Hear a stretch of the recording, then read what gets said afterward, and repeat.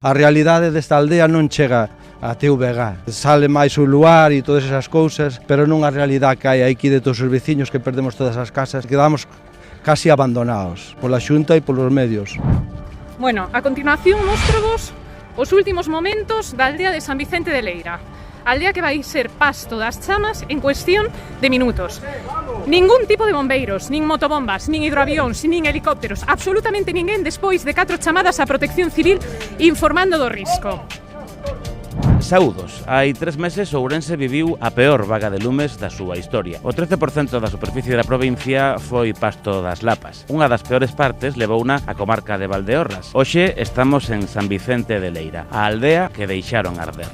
Noticias dispersas, Radio Liberdade e Ouque, nunha coproducción maligna, achéganse a Valdeorras para ver como é a vida 3 meses despois. Este pueblo deixaron arder, a mí non é que un poquito de cabeza, deixaron arder. Aqueles que viviron os lumes máis de preto.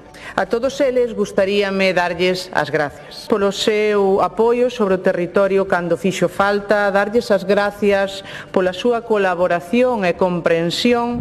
Esas gracias que dá no Parlamento ante un montón de sillóns, pois desde aquí transmito o mensaje, se lle chega, de que me gustaría que as viñera a dar aquí, con estas vistas tamén maravillosas, e que me explicara cal foi o plan de evacuación que trazaron, porque realmente aos povos non chegou, porque aquí non había un plan de evacuación.